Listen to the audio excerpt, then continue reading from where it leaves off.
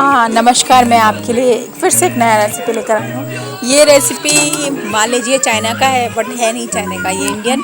और मेरी माँ की याद दिलाती है ये रेसिपी कैसे। मैं जब छोटी थी तो स्कूल में मेरी मम्मी इस तरह का फ्राइड राइस बना कर देती थी, और मेरे स्कूल में सिर्फ मैं वो फ्राइड राइस नहीं खाती थी, मेरे क्लासमेट्स भी बहुत खाते थे मेरी मम्मी के हाथ का। चाहे वो आपका सैंडविच हो, कुछ भी हो। पहले तो इंटरनेट नहीं था, लेकिन मेरी मम्मी अलग अलग तरीका से, केक हो गया, सैंडविच हो गया, मेरी मम्मी बना देती थी।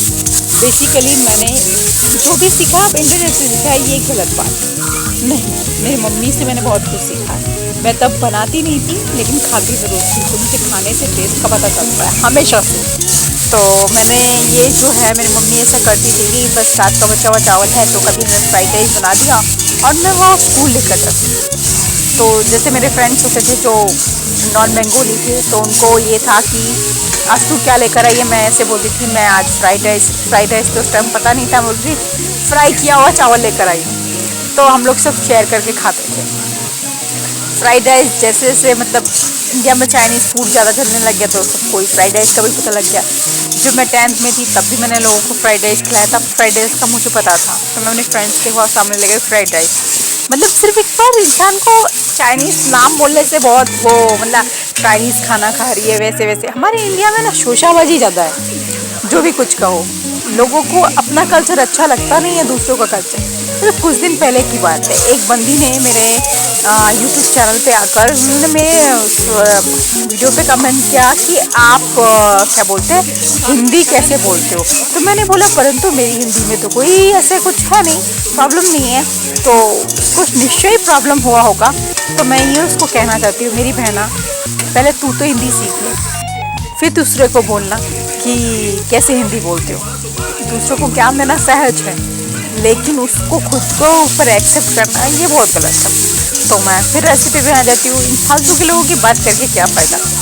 तो मैंने फ्राई वगैरह कर लिया। मेरा बेटा बहुत देर से मुझे बोल रहा है मम्मी मुझे खाना है, मुझे खाना है। तो मैंने मेरे बेटे को यही समझाया, ये जो खाना बना रही हो ना, तेरे लिए ही बना रही हूँ, जैसे मेरी माँ मेरे लिए बनाती थी। तो माँ की बड़ी याद आ गई कि हाँ, मेरी माँ तो इस तरह से मुझे फ्राइड राइस स्कूल में देती थी, कभी दलिया, कभी नूडल्स, कभी कुछ, कभी पैनकेक बनाकर, कभी हमारे जो बंगाली पीठा बनाकर, मतलब बहुत तरीके की रेसिपी है।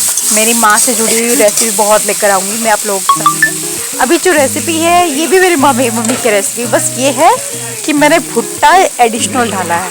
आप चाहे तो उसको स्किप भी कर सकते हैं, जिसको भुट्टा अच्छा लगता है भुट्टा डाल लो, बट मैं आलू वगैरह, प्याज वगैरह, शिमला मिर्च, टमाटर डाल दिया। और अब हरी मिर्ची जैसा खाना चाहते हो आप, लाल मिर्च पाउडर भी यूज़ कर सकते हो, और आप हरी मिर्च भी यूज़ कर सकते हो। इसमें हल्दी का यूज़ नहीं होगा, क्योंकि फ्राइड राइस में कभी हल्दी यूज़ नहीं होता, फ्राई जो मतलब चाइनीज़ स्टाइल में बनाते हैं। हाँ, इंडियन स्टाइल में बनाओगे थोड़ा हल्दी डलेगा। तो मैंने इसे चाइनीज़ स्टाइल में बनाने की कोशिश की है, तो मैंने इसमें हल्दी डाला नहीं। आपको ये सारा कलर दिख रहा होगा। तो ये फ्राइड राइस बढ़िया लगा। और मैंने क्या किया, मछली छोटे छोटे पीस में काट कर KFC जैसे मतलब फ़िश पकोड़ा बनाया मैंने, कि चलो उसके साथ फ़िश पकोड़ा खा लेंगे, लेकिन थोड़ा सा हेवी खाना हो गया। मैंने सोचा था, मतलब फ्राइड राइस हेवी ही होता है, बट मैंने सोचा था चलो हल्का फुल्का बासी खाना है तो खा लेते। बासी तो क्या है, सुबह बनाया चावल है, वही ये बच गया तो वही खा रहे हैं। कई बार ऐसा होता है सुबह बना हुआ चावल को किसी भी सब्जी के साथ खा लेते हैं हम लोग। मुझे लगता है खाना वेस्ट करने से अच्छा खा लेना चाहिए। तो मैंने फ्राइड राइस बना लिया, और फिर मैंने सारे, बस मेरे पास चाइना सॉल्ट रखा हुआ था घर में, बाकी कुछ नहीं।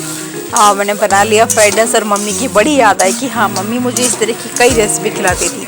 मम्मी पता नहीं क्या क्या चीज़ से रेसिपी खिलाती है, वो समझ में नहीं आता। आजकल तो शायद करते नहीं होंगे, लेकिन हाँ, मेरी मम्मी मेरे सारे सपने पूरे करती थी। एग्ज़ाम मेरा होता था, मम्मी जागती थी, शायद ही ऐसी किसी की माँ हो। तो सबकी माँ सबके लिए प्यारी है, सबके लिए बेस्ट है। मेरे को मेरी माँ इसलिए बेस्ट लगती है, जब मेरा 10th का एग्ज़ाम था तो बोर्ड का एग्ज़ाम वो भी दे रही थी। कैसे? वो ऐसे कि वो रात सुबह मैं नहीं उठती थी, मेरी माँ मुझे उठाती थी। मैंने बहुत लोगों की माँ देखी है, बहुत सारे बच्चे पैदा कर देते हैं, लेकिन बच्चों को पालना नहीं आता।